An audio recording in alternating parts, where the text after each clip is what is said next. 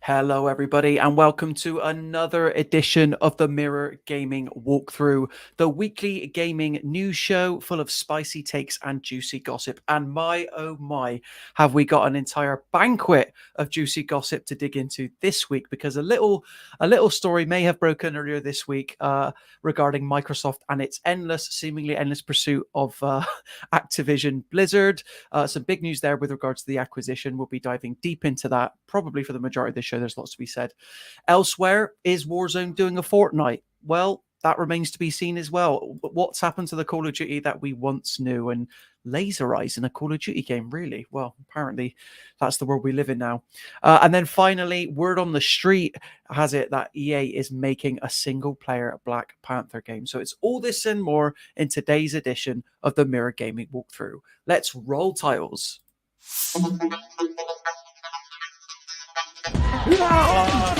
Are you prepared to go public with your KD online or no? Everyone thinks he or she is the best football expert on the planet. You see it in the back page of the Mirror, deal agreed. I think the most important thing is just to have fun. What? 310? No, what button is it? Well, hello. We're ready to come for the W, yeah? Ooh, 12. Ooh. Here we go. If you can master second man press, you will defend 10 times better. Today I'm going to be reviewing the PSVR 2 headset.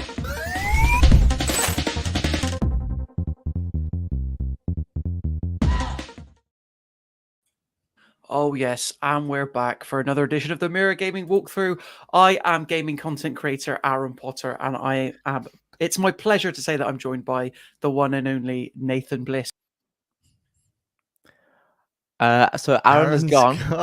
So hello everyone, welcome to the Mirror Game Walkthrough. A pleasure to be here, Aaron. Thank you very much for inviting me on the show today. While we get Aaron back, I'll start with the show. Matt, thank you for joining us as well on this glorious day. How are you, Matt?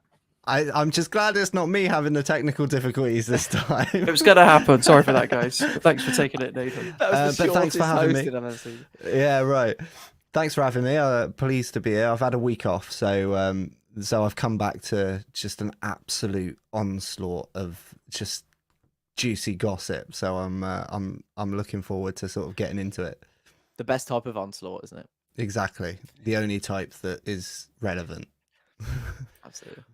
Well, I think it was this sort of lineup of podcasters when we first heard about the FTC case being underway. So it's quite exciting that we've got literally same three people's thoughts to dive into it today.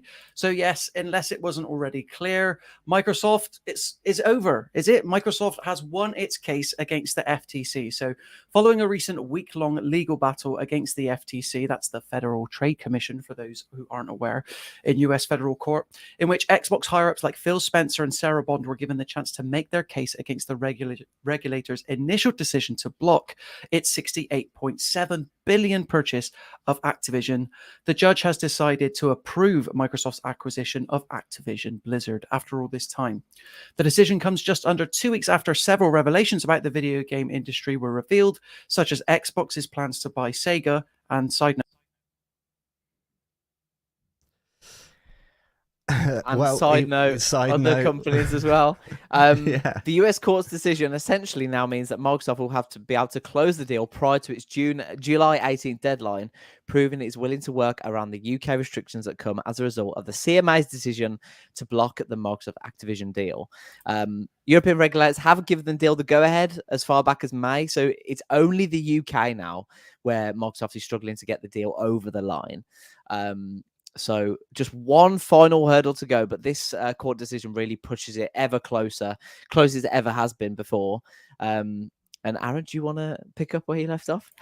I'm not too sure, but hopefully it'll stay stable. Basically, the FTC has had its injunction denied, and for all intents and purposes, Microsoft can do whatever it wants now in terms of closing the deal for Activision Blizzard. So obviously this is a story that goes back as far as January of last year. So as Nathan astutely mentioned, they've still got one pretty big hurdle to go in the form of the CMA, who has decided to pause its sort of like appeal process at the moment, welcoming Microsoft to the table in order to renegotiate the terms of how it plans to operate in the UK. But yeah, for me personally, just speaking to it first, guys, before the endless void takes me away once again, unknowingly. I'm not so much the founder of Fun Aaron today. Yeah, literally the founder of disappearing. I was, just from a personal level as a game player, it's been well documented on this podcast how much a game. And Xbox he is. Yes, absolutely. But I think. Sorry. What do you? Yeah, I mean, I was going to say, like, what do you think? Like this sort of leads, how this leads into the next steps. Like, what do you think is most likely to happen now that the FTC have approved it? I think it's a big step in terms of a US court pretty much saying that this is okay, sort of thing. The CMA, when they first gave the decision earlier this year, they were very, very, very tough with it. They were very like, this is not going through cloud gaming. They gave their reasons, not maybe the reasons we thought, but they were very staunch against it, and they were saying absolutely not. They've now sort of retracted on that a little bit and said that we're working with Microsoft now and we're going to try and work on the proposals, but who knows, man? I mean, it feels like they're closer than ever, but it also feels like they're really far away as well. Well, we haven't got long to wait, though, have we? Before the deadline passes, so they've literally got not very long at all, and it's weird because, like you say, like it felt like it wasn't going to happen because they like all the regulators just seemed so against the idea, and then suddenly there's like this big flip in their decision making, or what they're sort of putting out in terms of what they think about it. And then you've got things like, you've obviously got like then the CMA, who they've got to get through, who were like, I remember when that kicked off, it was like very, very, very, very certain that they were like, we're gonna block it. We're not up for it. And then suddenly, as soon as the FTC have sort of said, yeah, all right, it's fine, the CMA have gone, oh, hold on a minute, like, can we have a look at that again? And now they're negotiating to come to some sort of agreement. So it feels now more than ever that it's actually going to happen. Yeah. You did feel like it was inevitable when it was first announced, and then obviously after everything was going on, you did think, oh, actually, there's so much opposition to this. Maybe it won't. But then, as you've seen with the European Commission, countries around the world, they've all accepted it. The UK is the only one. The UK and the US are the only ones that have stood up and gone, hang on, let's have a look at this properly. Let's really make sure this is best for gamers. Make sure no one's getting shafted in this deal. But now that the sort of the FTC can still appeal. Let's not forget that. They can still appeal this decision. But now that the court has ruled in Microsoft's favour in this, and the fact that the CMA have sort of climbed down from their initial confirmation about their decision and how they're working with Microsoft now, they've got 6 days to try and get this deal over the line before they have to renegotiate. So it does feel like it's going to happen eventually. Like I think Jasmine said on this podcast, we talk about it, and she's also in the chat as well. Hi Jasmine, thanks so much for watching. Aaron is appearing, disappearing. It's a little act that he's doing today, so just bear with him. He's practicing his magic and illusions. Absolutely. I think Jasmine was said, like, Microsoft have got so much money it'll go through. That was what. That's what it feels like. That's kind of like what it feels like, because I think the reason it felt like it was inevitable when it first was announced is, like, personally, because I just had no idea of the intricacies of what they have to go through to sort of get these deals approved. I didn't even think that they had to get these deals approved. It was just a case of, between business, but kind of like between businesses. But now, like, because of when all the opposition sort of like reared its head, and it became evident to me that, there is a lot that they have to do to prove it. I was like, they're never going to be able to, because it looks dodgy. Like not dodgy like underhanded, but like it looks like they could just renege on what they're saying, or they could just say, try and keep people sweet, or look at their past behavior and how they've acted with certain titles and stuff and exclusivity and all that sort of stuff. And that to me is what made me think like that. It's just, I don't think they're going to be able to convince them. Yeah. And then it just feels like before it was like, even everything that was coming out 2 weeks ago when it was going on was like, oh man, this doesn't feel like it's helping their case. And then I come back from holiday and it's like, oh, they said it's fine, or the judge said it's fine, and that's a bit strange. And that in itself, just like looking sort of isolated at that, feels like what you're saying. Jasmine was saying that they've just got so much money, it just will go through.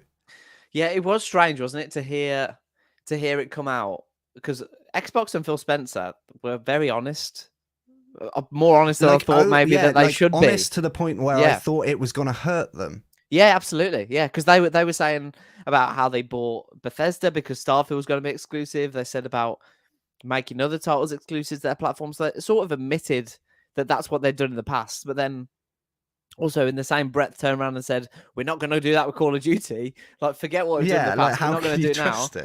And the judge was like, yep, fine.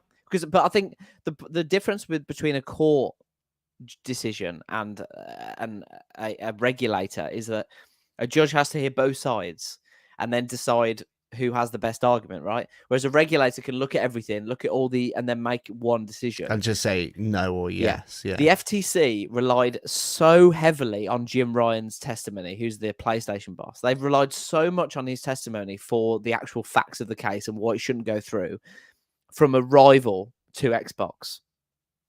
And their argument was never strong enough. I felt when I was listening and watching to all the comments and everything, it never felt strong enough it never felt a strong enough argument to pause that league to make it go away. If you see what I mean, it just felt like a sort of a last ditch attempt in a way. But welcome back, Aaron. Resident Sony Pony is back. So welcome back, Aaron. Just practicing a bit of magic, are you? Disappearing, reappearing? Yeah, it was funny because prior to the podcast starting, we were joking about Matt is usually the one fearing for technical issues. But I'm glad you've got experience of it now. It's awful. It's so horrible. No, I think it was like a memory issue, blame Google Chrome or whatever. But it's not a Microsoft issue, is it? It's not a Microsoft issue, no. But I do have an issue with the decision ultimately of this. But speaking to Nathan's point, though, like, it's exactly true what he says. Like, the FTC, like, I empathize with their job, really, because even though you can see it from the judge's decision, right, the FTC did not do a good enough job at convincing the judge that it would be anti-competitive for Microsoft to purchase one of the biggest publishers, taking them off the board involving Call of Duty and all that. And as like people like us who are like in the know and we're like involved in games, I don't know about anybody else, it was like constantly like making me like wince, like, oh, whenever you hear about in those proceedings, like Phil Spencer having to explain to the FTC how video game acquisitions work. But then at the same time, if you're in the FTC, you have a certain amount of time to prepare your argument and become an expert within that particular field of study or industry, and you're going up against people that live and breathe this stuff. I'm not trying to make an argument for FTC. I'm not saying that it's a flawed legal system. I don't know. That's up to you to determine. But yeah, it's just like, from my perspective, it's unfortunate that game industry consolidation wins out right again. But I'm very interested to see how the CMA handles things, because they're like literally the last domino.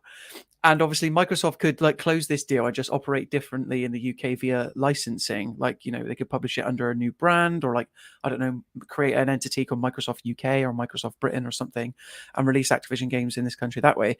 But because, like, in fairness to them, they haven't crumbled. Like, whereas, they could have done when the EU approved it, they could have done it now when the FTC failed. But now they're like, well, take us to court, Microsoft, or be prepared to renegotiate the case. And that's basically where they're at now. But that it kind of works. It kind of the whole idea, like the thing about the FTC, and they're not experts in this particular field, or and they have to become experts. And you'd think it wouldn't be that difficult to get hold of some people that were and start talking to them about how this would like heavily affect the competitive nature of gaming. And it's their job to be able to do that across different trades, and they haven't done it very well. They haven't done their job very well, which is the basis of their job. But whereas Xbox and Microsoft are not experts in the legal system, although they have experts, right? They probably have a whole legal team. Right, so they have gone, we need expert advice on how to handle this and what the possibilities are, what the outcomes could be, and how we would approach those different outcomes. And I think that's why they've seemed so like confident the whole way through that, you know, something's going to give, because they've already had those conversations with the experts, whereas the FTC felt like they had zero conversations with people that understood the intricacies of the gaming industry. Yeah, absolutely. And I feel like that is almost the most basic of things that you do if you are going to challenge someone within an industry, is you have experts within that industry advising you on how to best build your argument. Yeah, and I don't know what the situation or the legal sort of realm is in terms of, let's say we've got a game industry expert person, let's have them on our team in court that we can consult with in real time as like the Xbox heads are being questioned. Because I know this for a fact, like there were game journalists from The Verge and IGN sat in on court, like taking notes and reporting live from the courtroom. Like they were describing what they were all wearing and stuff, and this video's been played with this YouTube personality you'd recognize. Yeah. So if I'm feeling that from like, you know, thousands of miles away, God knows how they must have felt from 10 feet away. But then they might not look down upon this event as much as I do, in fairness. I was watching a lot of the coverage. When I say watching, I mean watching Twitter. We're refreshing. And Tom Warren of The Verge obviously was covering it in great detail. Hi Tom, if you're watching. And he was saying a lot of time was spent. The FTC spent hours and hours making the argument that the Nintendo Switch is a direct competitor and is part of the argument, and then trying to sort of force that in and then make that an added complexity as well about how they're disadvantaging Nintendo as well as Sony, and trying to kind of get all that in, and it sort of never really washed between either Jim Ryan or... It's just so strange because there's like essentially, you know, household names. There's three versions of gaming consoles. Like you've got Xbox, you've got PlayStation, and you've got PC, and Microsoft owns two of them. Pretty much, like you know, obviously you've got Steam. Nintendo Switch not a console. It is, but what I'm talking about is direct competitors of Microsoft would be PlayStation and PC, but they own a large chunk of the PC and they own their console space, and so you've only got PlayStation as a direct competitor. So it's like, why would you even go into a room and try to convince? It's like being like, yeah, but you know, Game Boys. Like it's just Game Boy is a direct competitor to the Steam Deck. Like it's not like it's so easy and simple to see, and it's just weird that can go over your head, and that's what the job is of this commission. But I don't think that the FTC was necessarily wrong to try and present Nintendo Switch as a competitor, because look, as like different as the games that Nintendo makes are, and like as different an audience as it attracts, they put out a console, they sell games. Microsoft put out games on the Nintendo Switch, Minecraft Dungeons as an example. Like they're not adverse to doing that, as well as mainline Minecraft. What I was more so disappointed in, and I agree with you, like I didn't know they'd spent so long like trying to just like hammer it. It's worth a mention. It's worth mentioning the name and name checking it and saying that they do have involvement. But it shouldn't be the pillar of, or like one of the four pillars. Exactly. Main argument. Because what I was most disappointed about in the judge's decision, and where the FTC should have gone in, and like she says in her statement, I haven't got it here, but it's something to the effect of, she referenced a lot about Microsoft's like written commitments. Like they've signed this 10-year deal to keep Call of Duty on PlayStation until X. They've signed this to keep it on like cloud streaming services and Nintendo Switch until X. If I was the FTC, obviously it's hard to predict where the judge is going to ultimately settle on, and she might have just been saying this as a quick summary. It might have been, I'm sure it was influenced by other points as well. I would have tried to like predict that. And they did bring up the Bethesda stuff as in terms of, well, you said you were going to do this with Bethesda. You ended up doing this with Bethesda with respect to Redfall and Starfield. It's just clear now the FTC should have gone in on that more in terms of they've said these things before. They did things differently. But surely that's the argument. Like, surely that is the argument. Like, why would you even consider a different one? They've said they would do stuff before and they haven't done it. They've reneged on loads of things that they've said that they were going to do before and they haven't done it. Like, why is that not the founding pillar of your whole argument? Is like, you can't trust what they say. Like, that's it. Like, because there's so many examples of not being able to trust what they say they're going to do versus what they actually do. The judges, like, the difference this time around is that Microsoft has been on the warpath in terms of getting every agreement signed possible, to the extent that they've really made a big deal about, we've extended the hand to PlayStation. They've chosen not to take it. And it made me laugh, like, this is weeks ago, this happened now, where Microsoft wanted to sign a commitment to keeping Call of Duty on Valve for the next 10 years. And I'm like, and then Gabe Newell came out and like, yeah, of course you're going to want to sell games on our platform. We don't need your in writing. Like, what are you talking about? But yeah. Anyway, we could dwell on this until the comes on. So I just want to say, I knew it was all over when Jim Ryan said, "I've spoke to all the developers. They all hate Game Pass," and I just knew it was over because that's just such a. That just felt like something that the FTC had maybe said to Jim Ryan, like, "Can you just mention how everyone hates Game Pass?" And he's like, well, "I don't know that." And he's like, well, "Can you just?" I believe. I mean, that, or there's these a vendetta to do whatever they can. But a lot of people, a lot of developers and publishers have now come out and said that they don't hate Game Pass publicly. They've said it. Maybe I'd like to see that. I'd like to see that. Because, like, here's the thing, like, all these people are at the stand, they're under oath. Like, if they say something that's found to be said untrue, they can face, jail time. So when Jim Ryan said that, as funny as it is to be like, I've spoken to all the publishers, obviously he doesn't mean all the publishers, he probably means like the 4 or 5 biggest ones. Yeah. And like, looking into it now, like Strauss Zelnick, people did some digging, and I wish I had the report up here, but Strauss Zelnick, who's like the head of 2K, like, small publisher. They publish a little game called Grand Theft Auto. You might have heard of it, or Take-Two rather. It's for years he's been saying in like board meetings and like earnings calls. He's like, "Yeah, we're not putting the game on Game Pass day one. Like, we're not interested. We can't find a way to make money." Which is ironic now because GTA 5 is on Game Pass now. I was going to say, But Xbox obviously paid a lot of money to get it back on Game Pass because what did that coincide with? The price of the Xbox Game Pass going up. Starfield isn't quite ready yet. We can't quite eat this, loss until Starfield comes out in September. So we need something to sweeten everybody and keep everybody on board. Yeah, I don't know. Smaller publishers, I believe that Game Pass is well for your game because it's free. It's free marketing. It's free publicity. If Xbox was good for big publishers, and I'm sorry to harp on this point, then why don't you see new Assassin's Creed games come to it day one? Why are we getting crap like Exoprimal that everybody knows is going to be a flop? That Capcom is never going to sell for $54.99 to your layman player in a million years. Those are the games coming to Game Pass on day one. The ones that are destined to fail. Back 4 Blood, Exoprimal, games that nobody's talking about. I mean, speak for yourself. So, I mean, let's look forward to what's going to happen next because the CMA is still a major hurdle. When they, as we spoke earlier on the show, they obviously denied the purchase, but not through a reason that we necessarily thought would be the main reason, which was cloud gaming. Microsoft have to work with the CMA to sort that out and to make the CMA.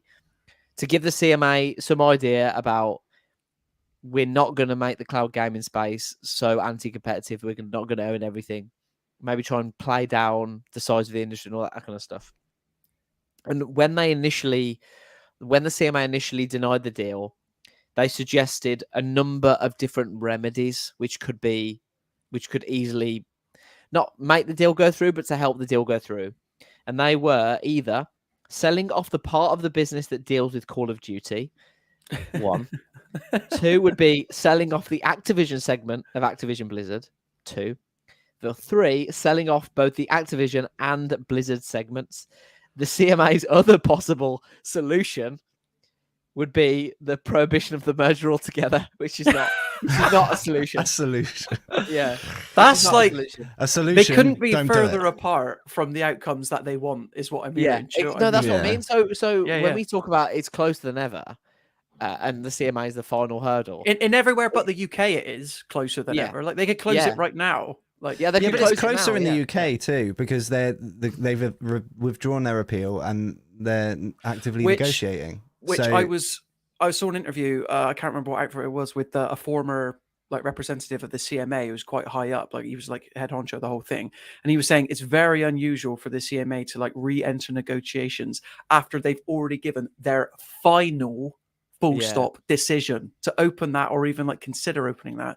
So, I mean, like I said, they're holding out for as long as they can. It just feels very like, well, America let it happen, so we should too. Like, well, we're going to lose Essentially. out. What's going on over there? Like, we're going to lose out. Like, oh, maybe we were wrong because we didn't understand. We're going to lose out on all this stuff. So if America's doing it, then we should do it. Okay, we'll negotiate. Like, because we don't want to lose on the whatever impact it would have on the economy to like lose, you know, Activision games or anything like that out of the UK, like for good. If that's the route they decided to go, because I guess if they got full control of the whole thing and they just went, all right, well, we're not going to publish anything in the UK. We own the company now. We're not going to publish anything at all in the UK.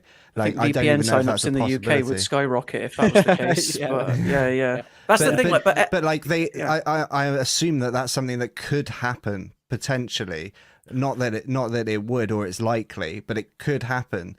And I think as soon as like official bodies get hold of the idea that they're going to lose a huge chunk of the economy in that industry, but then suddenly it's a different conversation. Do you know what the interesting thing is? Because I agree with you. Like now that the big gorilla in the room, the US has been like bowled over or whatever, like the CMA will be shaking a little bit, I think.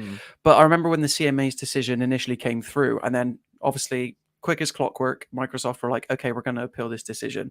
And then the percentage of appeals that were actually like took effect is so minuscule. So up until this point, if I was the CMA, I'd be like, you know, appeal. What do you think is going to happen? Like appeal. The decision's been made.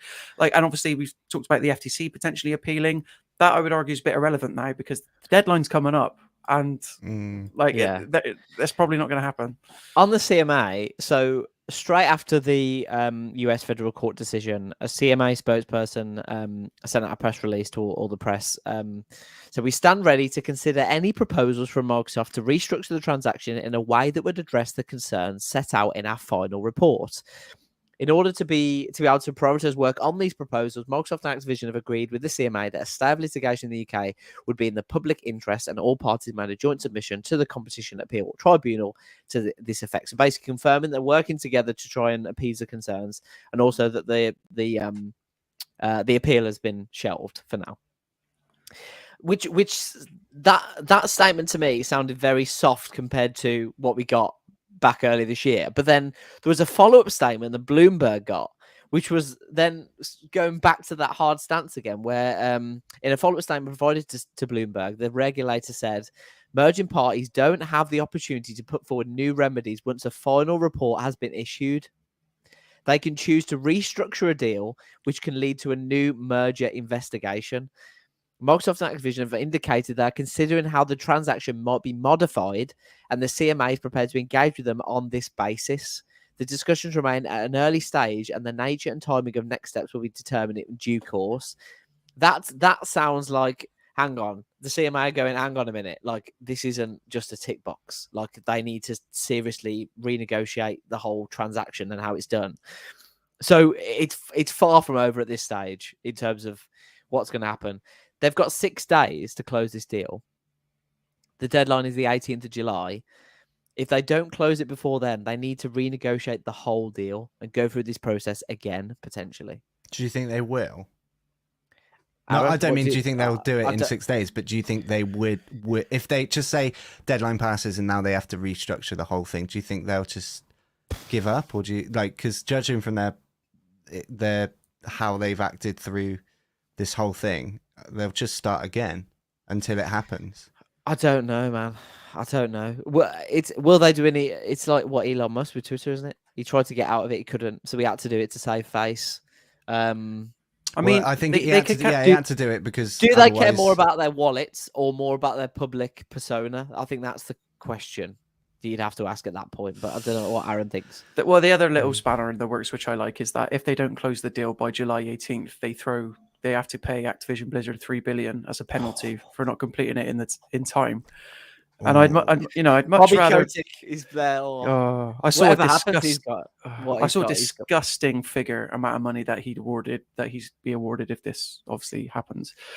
But when And you he's say the that, top paid exec, isn't he, across all yeah, the publishers and stuff as well? yeah, Sorry, so- Aaron. that's right. Everybody, when you want to watch the movie Moneyball, do yourself a favor and fast forward the first 10 minutes. And Bobby Kotick's not in that movie anymore. So there you go. But is that right that they'd have to renegotiate the worldwide? Because I thought it was the case that they just have to do it with the UK. Because from everything I've been reading, they can close it everywhere but the UK now. But if they do, then they have to account for the UK, and make some concessions. That's making my brain hurt. I don't know. None of us are legal experts here. That's why it's like they've got. I think I wrote in my article they got two options. Like, yeah, they can cancel the deal and pay $3 billion to. They can cancel everything, pay $3 billion to Activision Blizzard and get out, or they can close the deal with the exception of the UK not approving it yet. Because let's face it, either way, they're not going to be able to appeal it in that time. And they're not going to, realistically, they're not going to be able to renegotiate new terms, especially now that the CMA have said, well, once you do, we are willing to negotiate. Once we renegotiate, then we have to go through it again. And you're talking like that could take upwards of a month. So if I was Xbox right now, my temptation probably would be to close the deal everywhere but the UK, and then hope that in the future you're able to reach a point with the UK, and maybe even by then they've got the deal. I mean, we're talking years before any of this stuff takes effect. Like that way, then Microsoft can like point to how the deal has impacted the rest of the go, and then they can feed that into their renegotiation to the CMA about why it would work in the UK as well. Yeah. Does that make sense? Yeah, absolutely. I think the elephant in the room is the new Call of Duty game that is expected in October, November. Potentially, Xbox are looking at that, thinking, "Oh, I'd like to get that on Game Pass." Well, the CMA said in their final report that apparently the Call of Duty Day One Game Pass wouldn't arrive until 2025 anyway. Right, regardless okay. if the deal went through. There's no. So what does it matter if it takes years? Then I suppose they've got time in their hands potentially. There's no immediate rush. No. Well, I mean, I don't know. think so. I mean, I'm sure they'd like to get the UK under their wing. But it does. I mean, if the deadline is the 18th and they can still close everywhere else, like after that deadline's sort of passed, and then they can just keep working and chipping at the UK. I don't know why they wouldn't.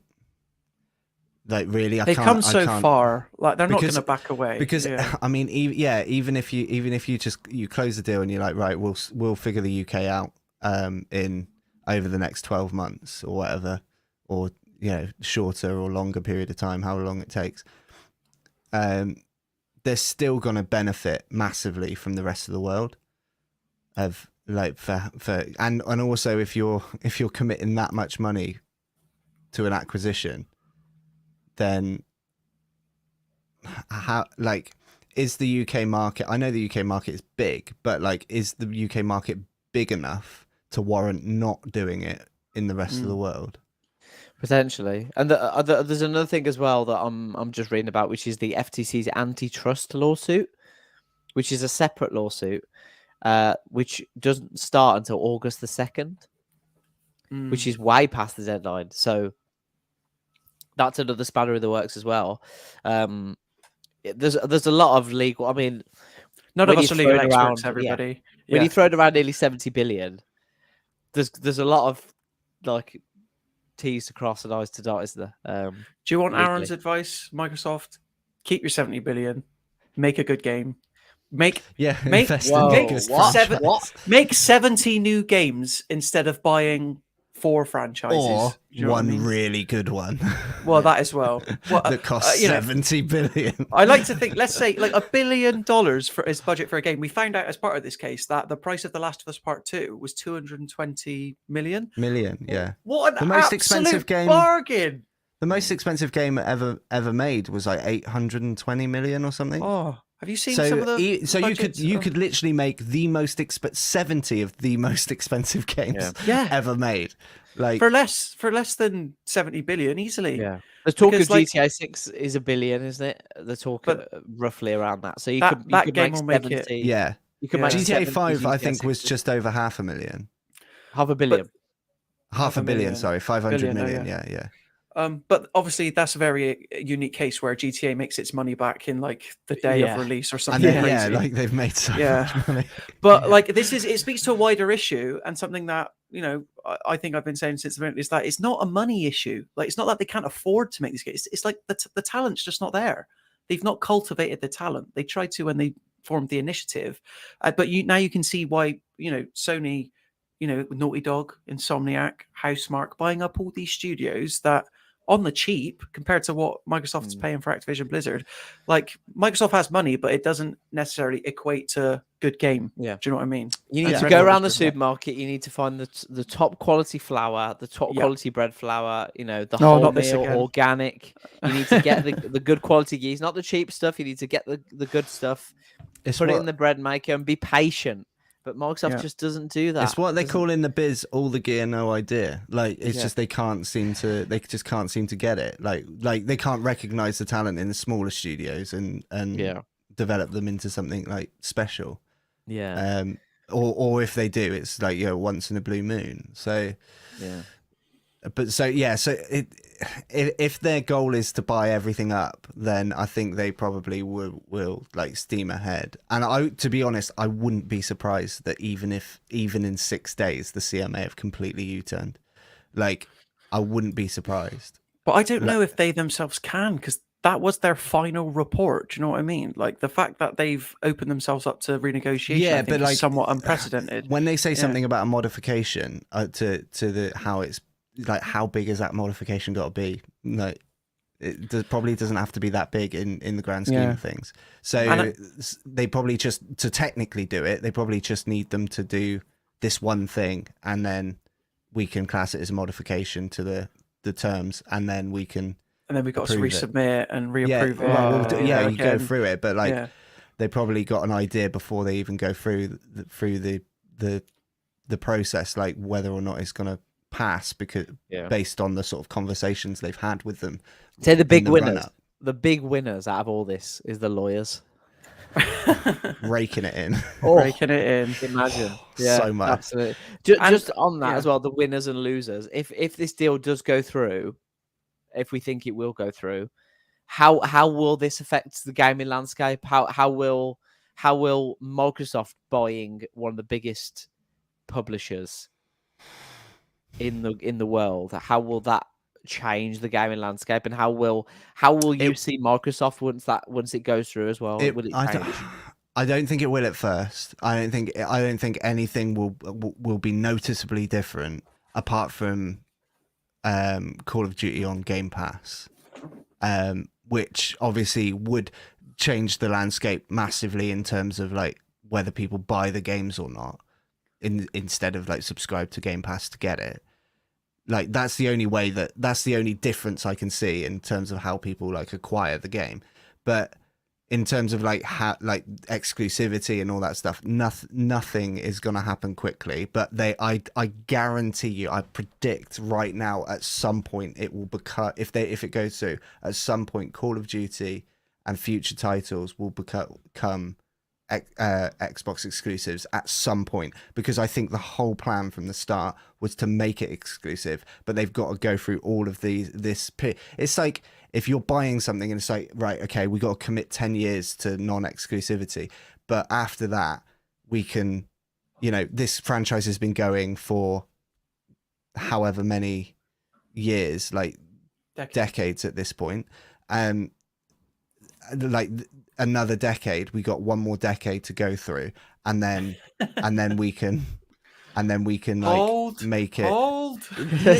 I know it sounds crazy, but like, no, I agree with you. Yeah. But I think that was always the long-term goal. I don't think they're thinking in terms of what can we do in the next 5 years off the back of a $70 billion deal. This is what's the next 30 years look like for Microsoft. What's the next 40 years going to look like for this company? Well, to answer Nathan's question, I don't disagree with anything you said, Matt, in terms of Call of Duty. The ultimate goal is to get Call of Duty exclusive. Now, I would say, will Call of Duty be as important in 10 years' time as it is now? We don't know, but having said that, if you asked me in 2013, would Call of Duty still be as important in 2023? I probably would have said no, and I would look like a right tit, basically, because even though it's waning in popularity. But the only other issue I'd bring up, and obviously I'm going to direct this at you, Matt, because you're the Warzone player here, but it's mainly directed at Microsoft again, is what is the benefit in making Call of Duty exclusive? Because Call of Duty to a lot of people now, I would argue, isn't the £60 boxed game. It's Warzone. Yeah, that's the we say that Warzone player base is depleting. The online multiplayer for people that have to pay $60 for the PvP 12v12 whatever it is modes, God knows how well that's doing now these days. And then if you are putting it on Game Pass day one, the £60 box copy, then you lose £60 for every copy sold of Call of Duty as well. So like that's why I do tend to buy into the idea that Call of Duty isn't the be all and end all of the deal. It is the King part of the Activision Blizzard King, which I myself am guilty of leaving out. Even when I write articles and stuff, I'm like, King doesn't interest me. I don't think our readership cares about King that much, but it does unfortunately generate a lot of money. Not unfortunate for them, but for Microsoft lawyers as well, obviously. But in more of like the wide thing, I think this entire thing is a race to the bottom. Xbox are paying money to make the industry worse, in my opinion, because it gives players less choice. Money is less diversified in terms of where it goes and where it trickles out to. I'm not saying I want to keep Bobby Kotick's pockets lines, but obviously the ideal for him the board to vote him off and then reinstall someone that isn't as toxic. But it's like we're saying about they're playing for Game Pass, like Call of Duty exclusive to Game Pass. I don't buy into the idea that Game Pass will be profitable in 10 years' time. Yeah, I mean, look at. Do you know what I mean? Like, it's not going to be sustainable. You're not going to be able to. This is the thing, though. This is the thing. Like, I'm not thinking Game Pass is gonna Game Pass might not be around in 10, 20 years. Like, I'd be surprised if it was. Yeah, and I mean, it might well be, but like that's not the point I'm making. I mean, in terms of games where you look at like the Call of Duty isn't really the like 60. I mean, it's not 60 for the cheapest version, but like like it's like 80, 90 quid, right, to buy a game at where you get enough of the benefits of the game. It's like you buy the cheap version, you just have the right to play it, but you buy a step up and you get a lot more and a better experience generally.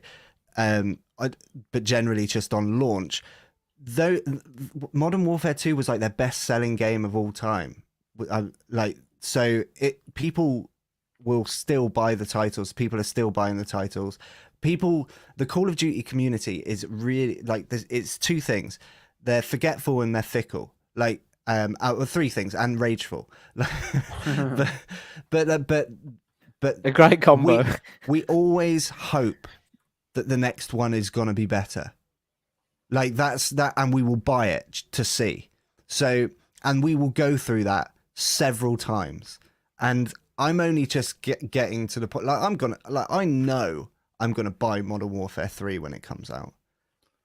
I could tell you now I don't want to, but I know I'm still gonna buy it. But why are you gonna play? You play the PvP. You enjoy. I'll play it. I'll play the multiplayer. I'll try it. I'll play it out.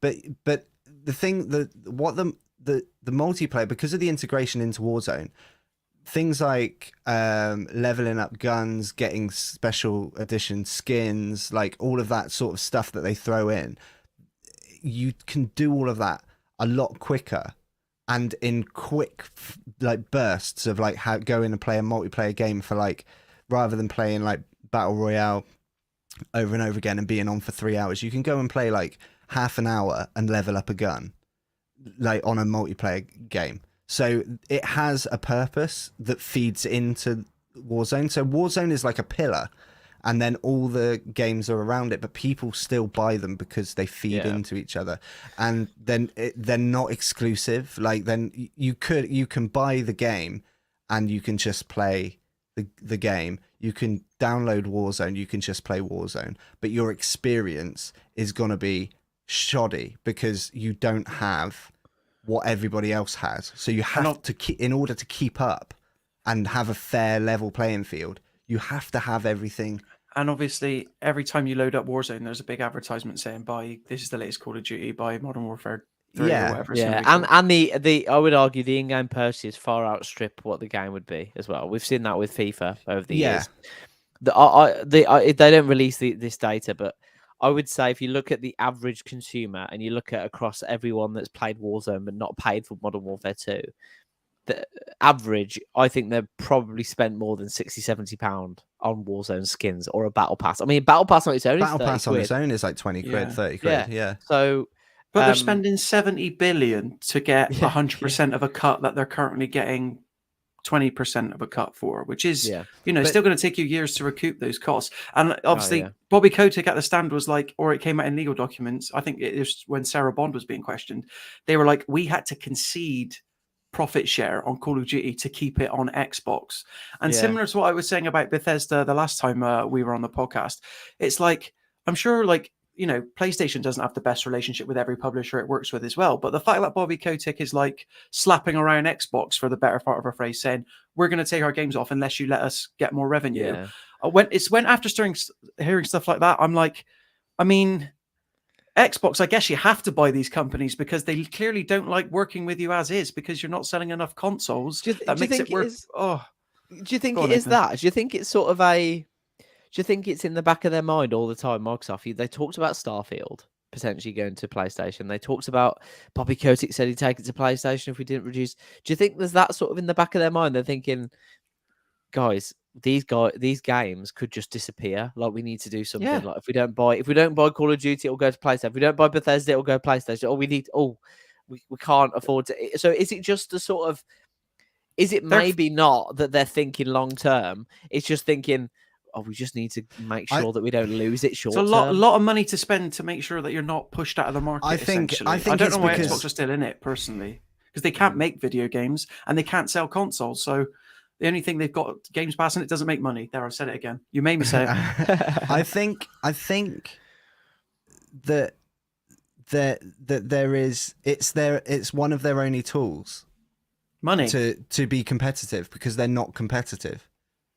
Like to buy out these places, these developers and studios, because in an exclusivity deal, if PlayStation can offer a lot more, then how are Xbox going to compete?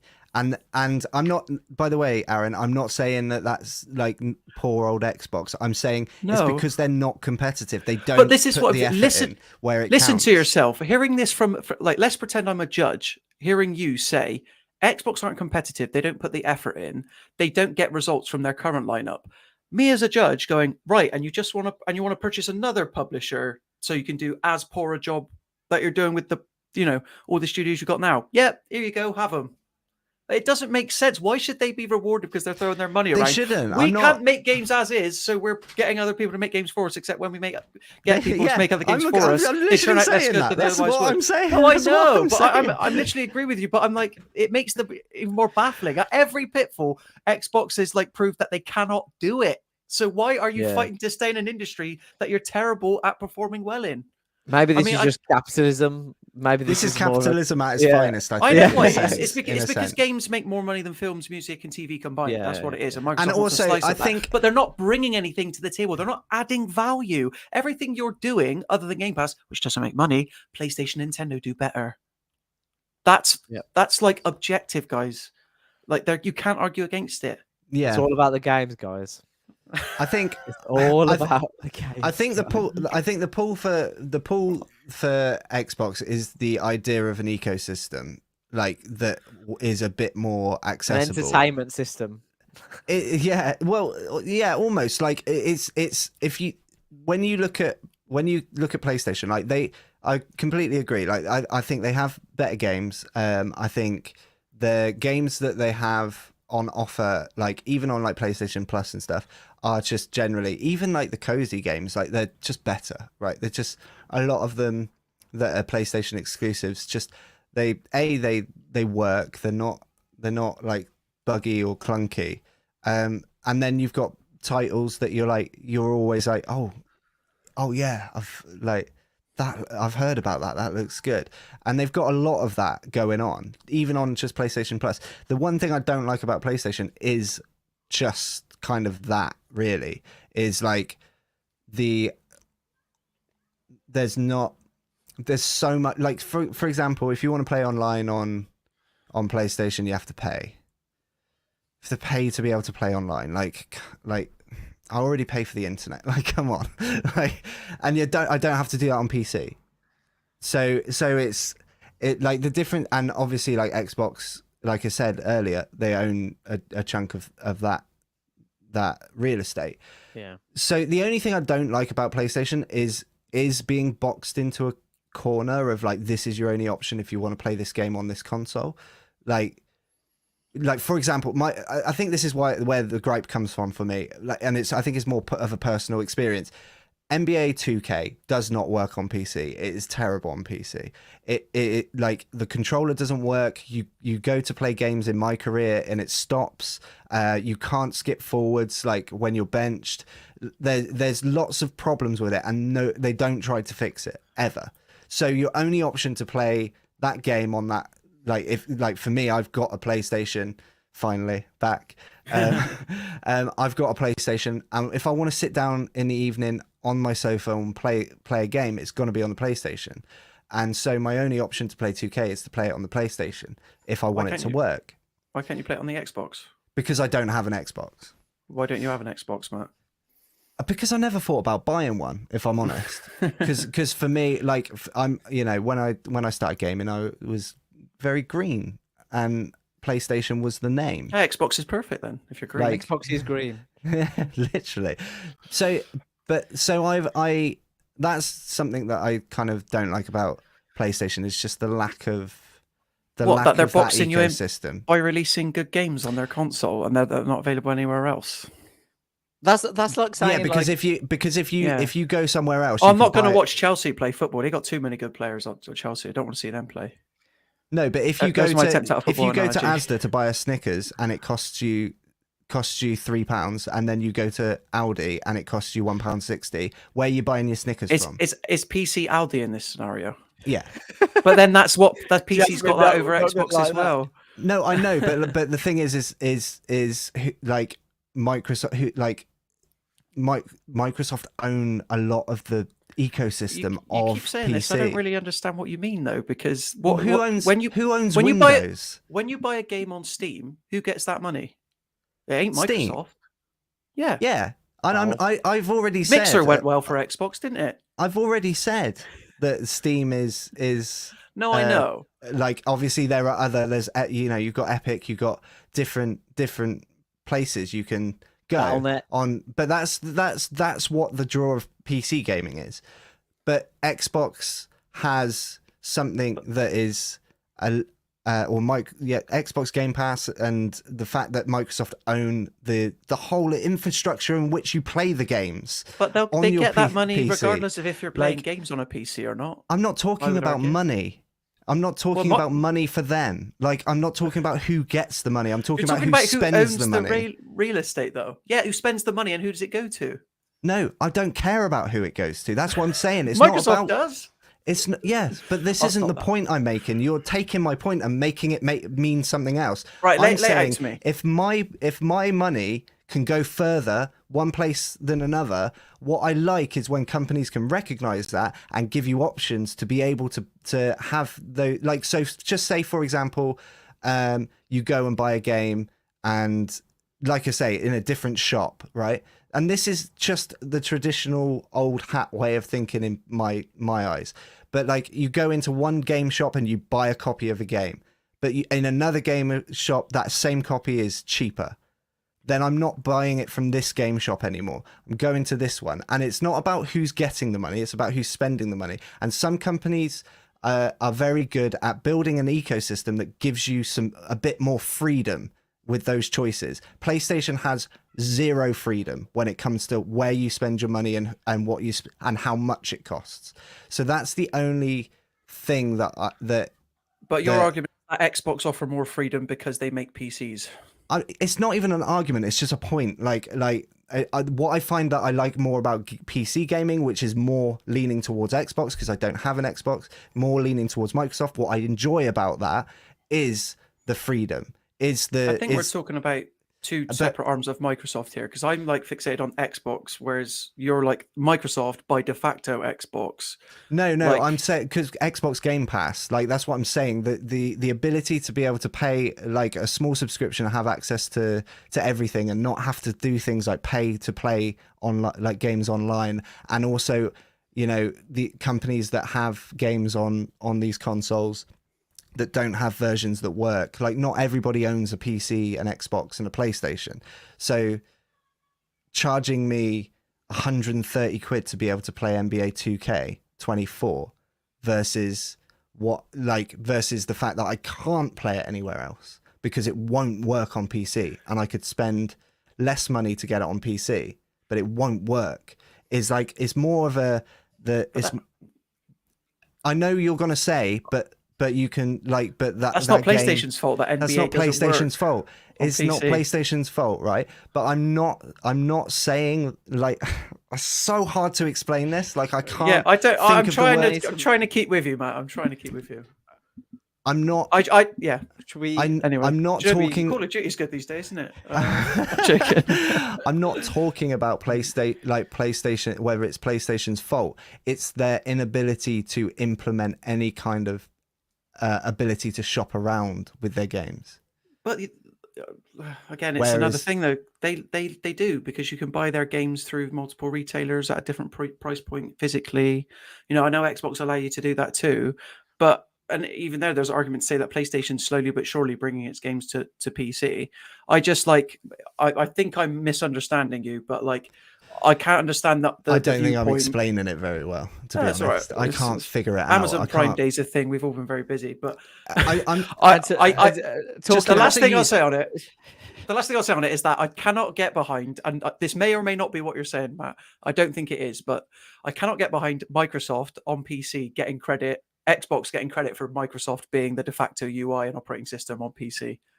I don't understand that at all. But you're talking about buying out companies, and what I'm saying is they own a big part of that real estate, and that lends itself into being able to afford to do this stuff. But they're not using Microsoft Windows to sell you games like Xbox isn't. That's no, I'm Steam talking and about Valve. I'm talking about buying up studios. Like Microsoft and Xbox are not working separately when it comes to acquiring other companies. They're not working in they're using money from they're using their money. Yes, Xbox is completely different. Daddy Microsoft. There exactly. we go. Exactly. 50p. Yeah. That's what I'm talking about. Like they're using that when I'm talking about like how they own like a big part of this other industry. It's like that's what I'm talking about. It's like that allows them to be able to be it's not even being competitive, but like that allows them to compete in a place they have no place really competing in. Give them more flex. Because they've got more money, because Microsoft owns a big portion of the PC gaming like ecosystem, and that's what I was trying to explain is ecosystem as a user, nothing to do with the companies. As a user, that's what I don't like, and I find my experience with Xbox in terms of being a user is. So you use Game Pass on PC, man? I use Game Pass on PC. I find it more free, and I find it has like it's just a little bit more gives like just I enjoy it a little bit more than I enjoy using PlayStation Plus, because PlayStation Plus has some good games, but I don't like the fact that you buy PlayStation Plus, then you got once upon a time you had to pay £5 a month to be able to play NBA 2K online on PlayStation, and you had to pay for PlayStation Plus. It was like 2 separate things. Wow. That's Like, 2K, and that's what I'm yeah. talking about. I don't like, and I know that's not, whatever, like whose fault it is, but as a user, being in that PlayStation ecosystem, I feel trapped quite a lot of the time. Whereas with Xbox, I feel less trapped. That's because they don't charge you to play online.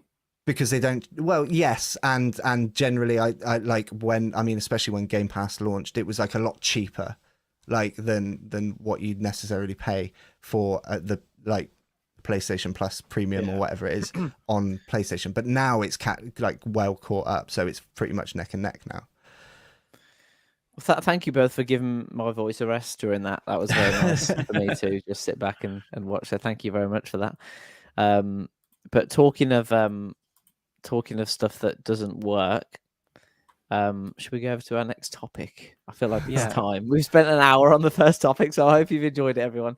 Will also said as well, poor football analogy, Aaron, might have worked 5 years ago. I think you meant the Chelsea. Did you talk about Chelsea having good players? Yeah, I don't know. Wasn't Chelsea the tip top once upon a time? But they're not Once upon a anymore. time. Yeah, All they're I not know is anymore. that it's no longer Manchester United because Gary Neville was always going off about the Glazer family and all this, that, and the other. So, yeah, exactly, absolutely.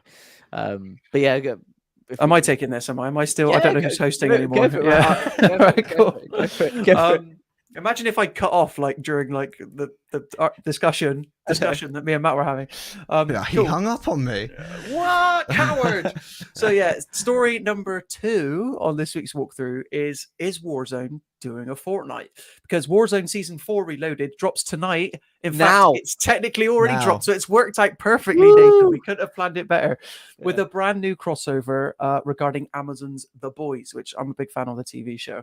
Players from today, from 5 o'clock, players will be able to purchase Homelander, Starlight, and Black Noir skins in-game. But that's not the most interesting thing about it. The new season introduces the Temp V field upgrades upon consuming it. Temp V grants one of 4 random superpowers in your field upgrade slot, though it doesn't act like a usual field upgrade. So we can go on about these 4 different abilities that the field upgrade dishes out. This is the part where I get to be quiet because I've watched The Boys. I can provide some context. I really enjoy The Boys. But Nathan and Matt are the Warzone 2 heads among us. So yeah, who wants to go first? Nathan, you got some strong thoughts. Between us, me and Matt can sort this out because I don't watch The Boys, but I play Warzone. And Matt watches The Boys and doesn't play Warzone. You don't play Warzone that much anymore, yeah. But so between us, we can sort it out. But essentially, when you pick up this Temp V field upgrade, it gives you one of 4 random superpowers. The 4 different superpowers are Charge Jump, which allows you to propel across the map in leaps and bounds. Electric Shockwave sends a powerful electrical explosion that injures operators and AI combatants as well as destroys vehicles and equipments. Laser Vision, this is the worst one. Yeah. Upon activation, your operator levitates and fires a laser beam that sears through enemy targets in whatever direction they are looking. It's just like one of the powers that Homelander has, but it does leave the user open to backfire. And then the 4th one is Teleport, which throws a player high up in the air to escape a fight. And your operator skin isn't affected anyway, so you don't lose any clothes, which is a good, which is like nice, Huey from the TV show. Yeah. That's what it says. Yeah, they're sort of integrating all together. Very clever. Nathan sounds well impressed. Very clever. Activision. I mean, I've got thoughts, but I mean, I just don't know what what they're doing. I don't know. Can I ask a question before we get too deep into it? As a relapsed Call of Duty player, never played Warzone much. What is a field upgrade? Like, is that a bonus you can pick up and activate for limited use? I'm guessing. Yeah. So there's a couple of field. So one of the most popular ones is UAV, for example, which you can pick it up and do it, and it reveals the locations of the enemies for a certain amount of time. And they used to be called kill streaks back in my day, boy. Yeah, absolutely. There's another one. Munitions box. Armor box. Yeah. You can restock things. There's Dead Silence, which makes you silent, which is hated by the community. Loads of other ones as well. But these ones are particularly egregious because you made the point off air. We were talking about it, and you were like, "Yeah, but Call of Duty had Godzilla in not long ago," and I was like, "Yeah, it did." Yeah, and I didn't like that either. So yeah, but the difference with Godzilla being in it is they weren't in the game. They were in the Yeah, you game, but couldn't they didn't actually- affect. They didn't. Yeah. You didn't interact Right. with them, which Yeah. I kind of think, like, you know, for that was in. I would have liked some sort of interaction, but they would have, you know. I'm more glad that they were like, right, these guys are going to be in the map when you go in, but and you can interact with them a little bit, but you can also choose not to. Yeah, you can choose not to. Yeah. And that's Yeah. fine. With Yeah. this, it's just, you know, if that player's picked up that field upgrade, and like there's superpowers. If I go into Call of Duty and I get killed by A laser beam. out of someone's eyes, that is not That's not what should happen. That in is a Call of not what Duty I signed game. up for. Yeah. Oh man, I just can't even. And I think as somebody that also very much enjoys the Boys like TV show, and thinks it's brilliant. The whole Ooh. there's a that- smoke. is that me? That's Or a you? smoke. My smoke alarm going off Oh, downstairs. do you need to go and have a look and make sure there's not fire? No, there's not a fire. It's I don't want to say it, but it's just someone else in the house cooking. Oh, there you go. Yeah, as someone that likes the Boys, sorry, that threw me off so badly. imagine. Yeah. As somebody that likes the Boys, the whole premise of the TV show is that the superheroes, like generally the corporation of the superheroes is like a bad thing, and they want to get rid of it. And what they decided to do is put superheroes in the game, which is just the irony of that is just like not lost on me. Yeah. So they've looked at it and gone, superheroes, superpowers, cool. We'll put that in the game. But Yeah, that's not when sort of the point of the whole show is Yeah, like, yeah. no, it's corrupt and it's Yeah. bad. And what they're going to inevitably do, which it could just be hyper meta, but what they're inevitably going to do is make the Battle Royale experience corrupt by like giving people these superpowers. Like Yeah. being able to just be pinned down in a fight and actually you've got yourself into a bad situation and now these are the consequences. You just teleport across the map. Teleport. Yeah. Like just get out of it. So everybody's going to be using like the OP one, which is going to be, you know, I imagine would be something like teleport. The laser one will probably be cool, but if you levitate up, you're probably and you're in the right position, you're probably quite easy to just shoot someone down. So I don't know how popular that one will be, but the teleport and the charge jump, I imagine will be quite popular, and it just gives such an unfair advantage to the person that's using it. So the only person having a good time is the person using it. So, and I mean, so does the UAV in a way, but this is just another. This is another step where it changes the gameplay mechanics in a certain way where you can't you don't know what's coming almost. So you can't sort of know when you go into a fight. You'd be like, okay, they might have a UAV, they might have this, they might have that. If you go to a fight, they might have laser vision. What do you do? How do you?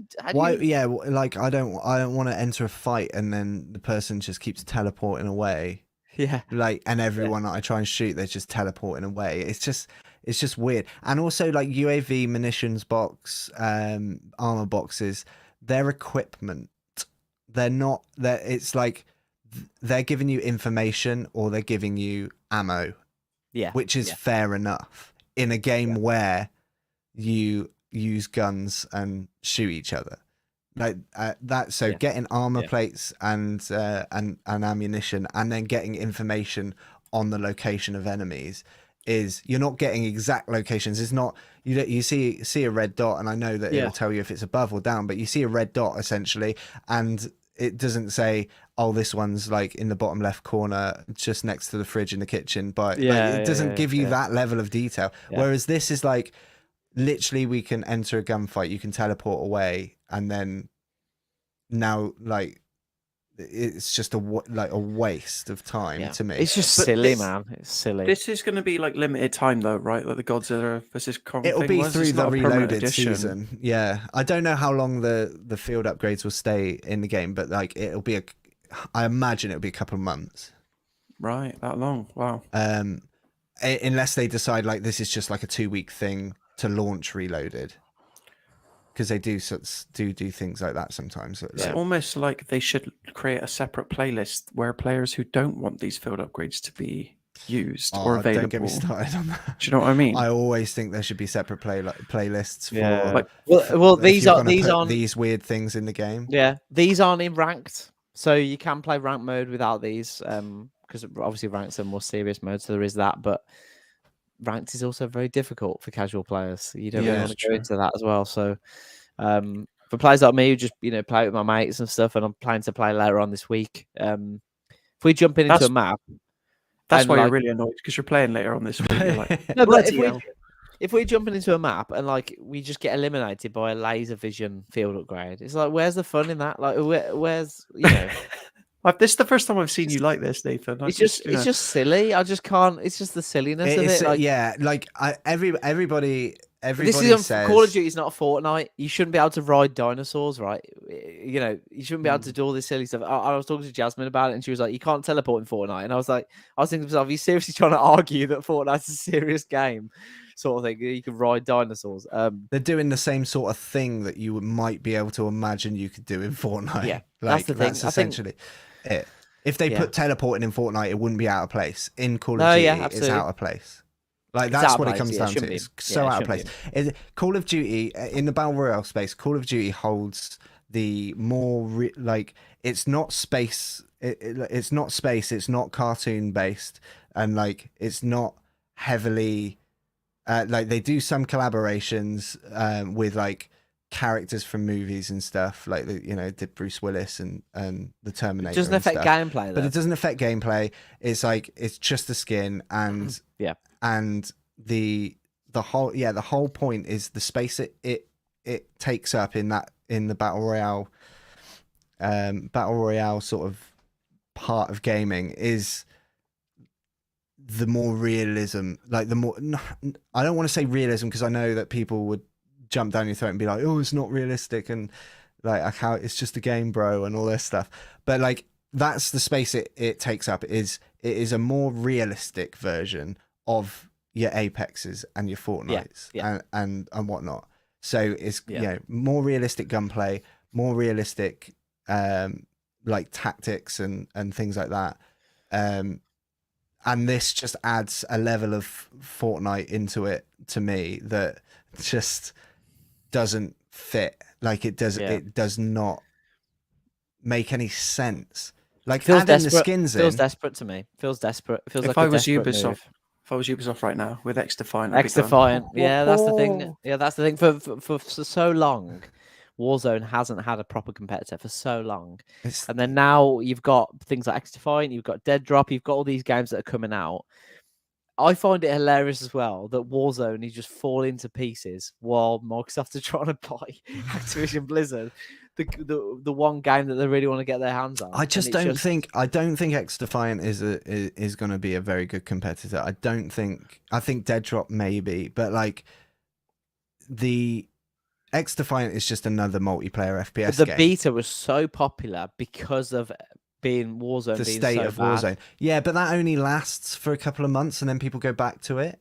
Like, the hype dies quickly, because if X-Defiant released and they had a mini battle royale mode at least in it, yes, I would then be calling it a direct competitor. But you cannot ever say that a multiplayer FPS game is a direct competitor of a battle royale game, because the experience is completely different. It's not what, like, I'm not in a battle royale game.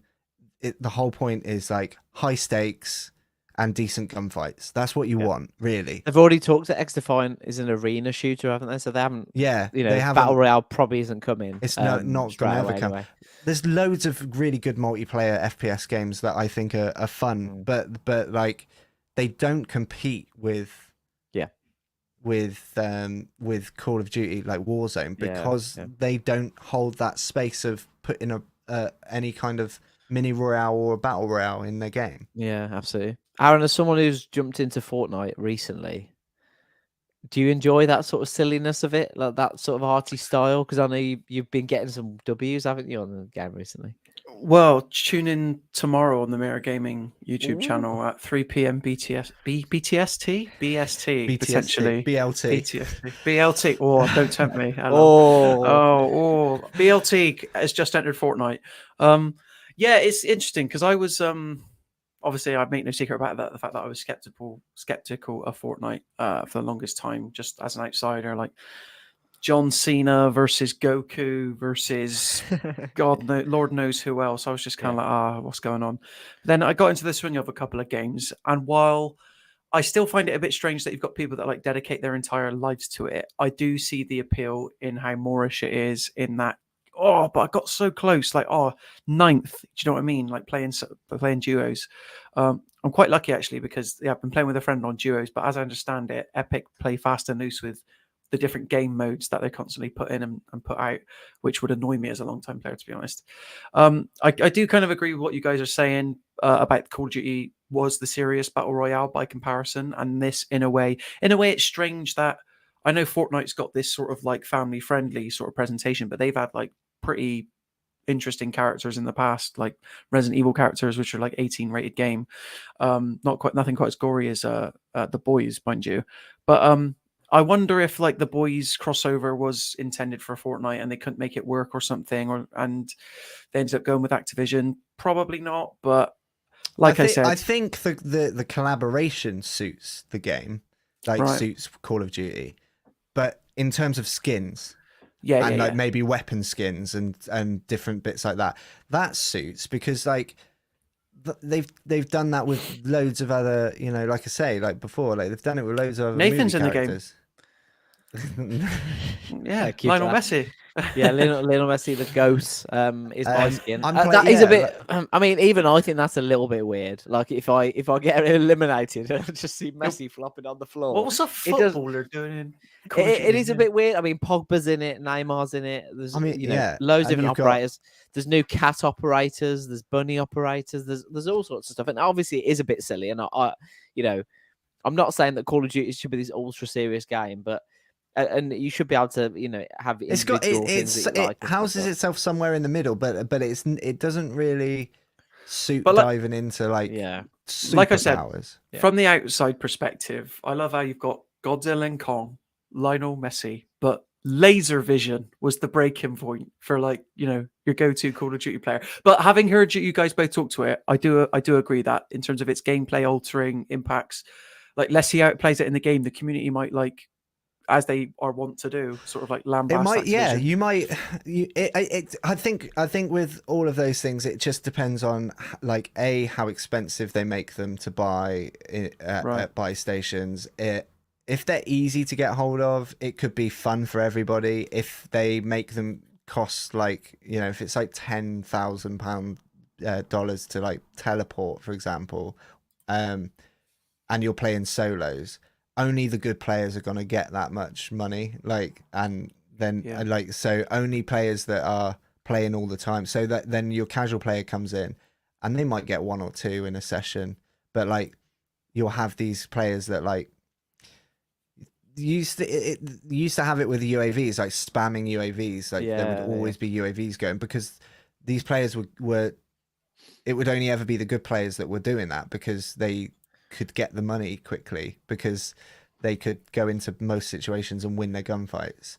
Whereas a lot of other people are more tactical because they not as confident in their gunfighting skills. So they try to sort of scoot round areas and stuff, and it takes longer to build that cash. And when you're just a solo player and you're trying to get money together, $10,000 is a lot of money. And unless you can just sprint around the map, absolutely annihilating people, going through buildings and picking up like chests and money off of other players that once you've killed them, then the only people that are going to end up getting those field upgrades are the better players, which then makes it just a worse experience for casual players. Yeah, that's it absolutely. But yeah, that is out today now, so you can get downloading the new update if you want to jump into that and be killed by some laser beams out of eyes, if that's something that you enjoy. And also, can I point. just point out that Black Noir character is just rose skin all over again. It's gonna be. It's gonna be. I think that might even be the worst bit. Probably, yeah. That they've put the rose skin back in. So Aaron, because I know you're not a big Warzone Yeah. player, so rose skin was a skin that was added for players who reached a certain level on the battle pass, and that you could purchase as well. And it was an all black suit, skin tight suit sort of thing, which made it pretty much impossible to see them. So people were camping corners of buildings, and then like you go in, you wouldn't know they were there, and they just like beam you from there. Yeah, and then obviously Black Noir, very similar. So that's going to be fun. Well, it reminds me of what's his name? The guy from G.I. Joe, Snake Eyes. Like he's just like a ninja in a black suit, faceless. Yeah, that's as well, essentially yeah. I've never been into G.I. Joe actually. I'm not sure. I'm not familiar with the reference, but I'm not a G.I. Joe kind of guy. Well, the thing about that was, G.I. Joe. Action Man, the greatest hero of them all. G.I. Joes were like obviously these like action figures or whatever, and they were like soldiers. Yeah, I know what G.I. Joe is. I'm just right. But like the fun story is G.I. Joe. That one. Yeah, that one. Snake Eyes was like Snake Eyes was like the most popular toy, but the irony is that he was the easiest to make because he was like the blandest to look at. Do you know what I mean? But everyone thought he was the coolest. So I wonder if Warzone players will feel the same way. I don't know. Matt, where do you stand? Are you G.I. Joe or Action Man? Where do your loyalties lie? Me? Yeah. Stretch Armstrong. Oh, is that the same category? Are we talking the same category? It's to me, mate. Yeah. I don't know. Put Stretch Armstrong. G.I. Joe was. I mean, if you want to know, I'm talking figures that denote a military character. If you want to know, but Action Men were like this big. G.I. Joes were like. Yeah, but did you know that G.I. Joe toys? I think Action Man was made for a UK audience off the back of G.I. Joe, because they couldn't sell G.I. Joe in the UK. The toys weren't selling very well, so because it had the American flag on all the. Because it was all like G.I. Joe is very American. It's all American, like sort. We didn't have the cartoon over here, I don't think either. No. So, but Action Man is what I grew up with around, but good to know. But I more enjoyed Stretch Armstrong. I remember playing the Action Man game on PS1 over my dad's house every week, and it was impossible to complete. Impossible. The only game that thwarted you, Aaron? Oh no, mate! I don't think I feel like you could count the amount of PS2 games I finished on like two hands, maybe. Because when I was a kid, it was like I never saw the end of any PS2 game. I mean, we have got a few more times, but we've only got like 8 minutes left. So I'll pivot to what's just something that just sparked my interest that I genuinely would like to know, not just for the podcast. I'm not acting. I genuinely would like to know what is the hardest level of any game that you've experienced. Well, I think I know what your answer is going to be. You know what my answer is. Yeah. Is it the water temple in Ocarina Time? Water temple. Absolutely. Did you find a similar thing? Or what with the water temple? Yeah, I mean, I played it first Ocarina of Time on the 3DS version, where the swapping wasn't as annoying. Yeah, the swapping is the thing. Your boots on and off, but yeah. I'm trying to think hardest level. I mean, speaking of Call of Duty, 2008 Call of Duty World at War, when you're trying to storm the Reich as the Russian army, as the Soviet Union. Enemy closets just over and over and over on veteran, just come monster closets. Like that was impossible. Trying to beat that game on veteran was a nightmare. Yeah, some of the Elden Ring bosses as well, just like Starsco's Radahn and terrible. Matt, any entries? The pipes on Only Up. The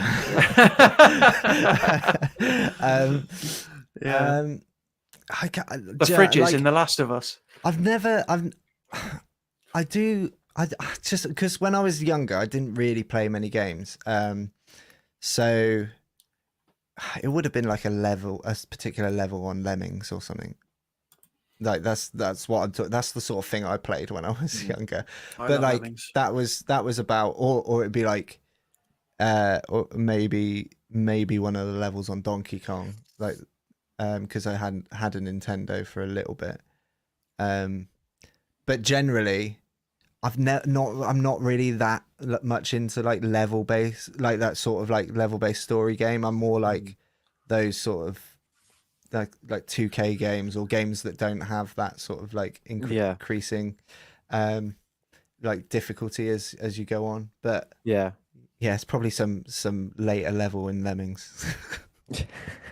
I remember when we went to we went to an event a couple of years ago, and there was that God of War, that God of War level, and I just even on because it was set to like the hardest difficulty because it was a room full of games journalists, and they probably thought they'll be fine, they're seasoned gamers, and I secretly turned the level down to the easiest one, and I still couldn't beat it, which is quite embarrassing. Yeah, that was quite difficult. Is it the Harpy or something? Yeah, something like that. Yeah, that was really difficult, and I think that was Matt's first go on God of War as well. You weren't buying it at all. Yeah, I didn't enjoy it. No, I wasn't buying into it either. I wasn't buying it. Yeah, God of War in Fortnite though, not in Call of Duty. Kratos. So is he in Fortnite? Yeah. He is in Fortnite. Kratos, yeah. Wow. Yes. Yeah, he's in Fortnite. There you go. What skin do you have currently, Aaron? Are you going to buy? Wait, I'm guessing the David Tennant skin when it comes out, right? Oh, have they done a David Tennant skin? I'm surprised. Not They've yet. probably done a Doctor Who skin. They have. Well, he's Doctor coming Who back stuff. to Doctor Who, isn't he? So for like a special or something. And they keep teasing like Doctor Who stuff all the time. Like there's official artwork out there.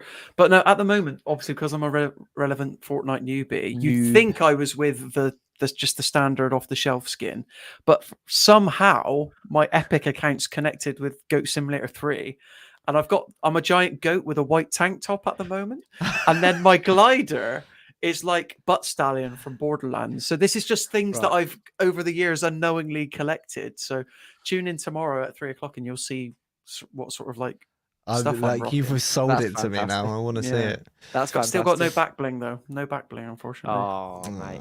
Oh, You'll get there. You'll get there. You'll get there. Keep getting killed by Optimus Prime at the moment. Just unbelievable. It's not like him. It's not like him at all. No, it's so like anti-Optimus. Yeah. Well, is the anti-Optimus in there? What's his name? The Decepticon. Megatron. Yeah, is Megatron in there or not? Don't think he is, no.